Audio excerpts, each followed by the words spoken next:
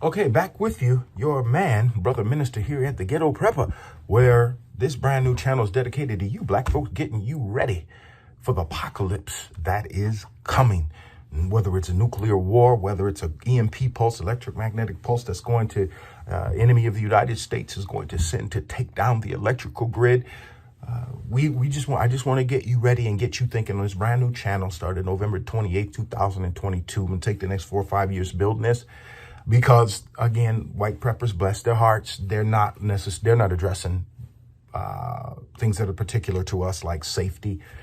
They're telling us to bug out, you grab a bag and leave. Where are we going to go that we're not going to be victimized? We're victimized right now. We found that out again with Hurricane Katrina. Where are we going to go? We are going to have to hunker down where we are. That's the reality. So in this video, I wanted to talk to you about something spiritual in nature. Because again, even if you're looking at Pew Research, religion is important to us, and I'm a pastor and a preacher. But I have some horrible news for you all. I've been pastoring for some years, and I got to peek behind the curtain into that culture of church leadership, black church leadership, and preachers and pastors in that. And here's what I know. That's going to be true 9 out of 10 times. Of course, most of you who see this, especially church leaders, are going to believe you're that 1 in 10, or most of you who go to church are going to think that your church is that 1 in 10 that's going to take care of you.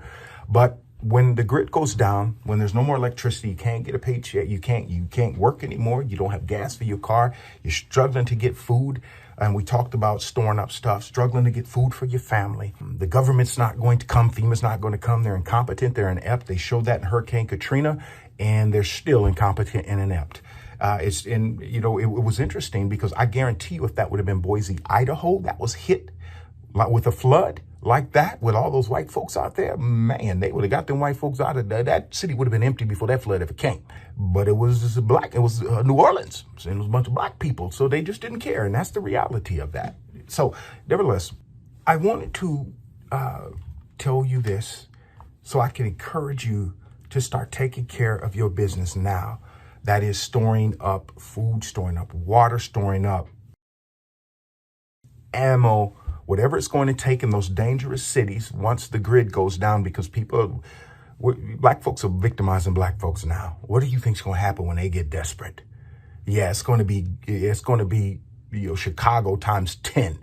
It ain't just going to be 200 people a month getting killed. It's going to be 5,000 people a month. Well, 2,000 people, 5, 10, 15,000 people getting shot every month, killed. It's going to be gangster.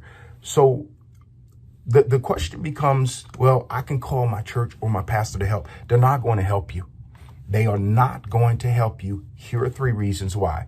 First, most of our churches are what I call micro churches. I'm the pastor of a micro church. That means you have probably 70 people on your membership rolls or less, with really 20, 25 actively participating. And that means you are existing on the edge month to month, every month, and you just trying to keep the lights on. What we can't do, and our church, obviously, we help our members when and where we can.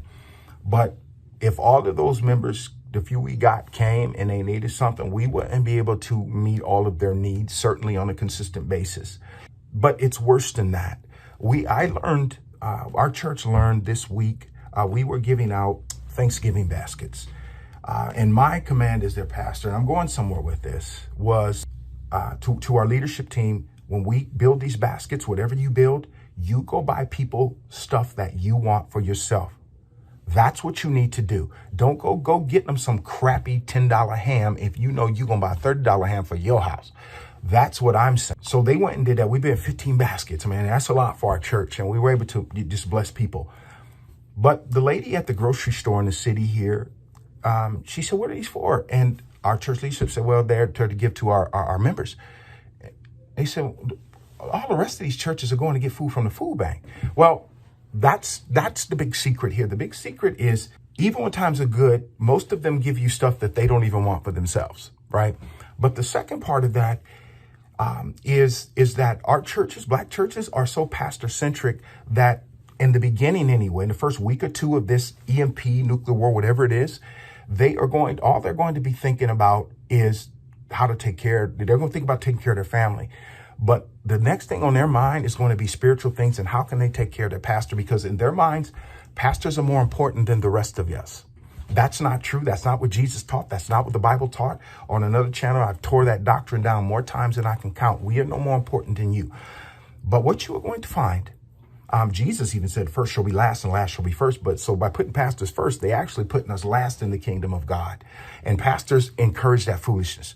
So what I'm saying to you is even if you have, and this is how serious it is, if you have somebody in your family that needs $100 worth or $50 worth of medication, if that church has $50 to give and they have a choice between giving your mama, your daddy, you $50 for medication that you need in order to live, or putting $50 in their pastors taking care of the man of God, your relative's just going to die. That's how these people roll. Churches' resources, especially smaller churches' resources, are geared around taking care of the church leader. Those of you in micro churches, I'm serious. Yeah, they'll call and they'll pray for you. They'll do this and that. But when this thing hits the fan, when there's nuclear war, EMPs, you can forget about FEMA helping you, and you can forget about your church helping you. You can forget about it. Yeah, they might say, oh, we need to pray. Or yeah, I'll bring, in that first 2 or 3 days, maybe they'll do a little something. But after that, those resources are going to be gone to take care of the church leader because they deem me more important than you, which is a lie from the pit of hell. Jesus certainly didn't do that. Why am I telling you this? I'm telling you this because any avenue you think that you have, whether it's the local government, whether it's a welfare office, food stamp office, whether it is FEMA, whether it is your church, any other charitable organization, charity, those places are going to be focused on surviving themselves. But the people that work there, their mind is going to be, I need to get some of this stuff for myself and my family. People are going to live in silos after that. So if you, and your phone isn't even going to work when the electric grid goes down, so you ain't gonna be able to call anybody. You can't get anything from them people. You can't get anything from your church now. They put it all in them preachers' pockets.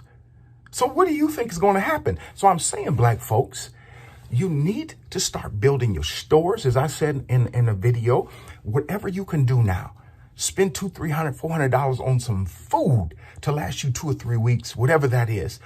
And we're going to talk about what to buy in a few videos. But you need to focus now on water, food in your apartment, in your house, for your family. And you need to focus on, again, the former video, what medications do you absolutely need to survive?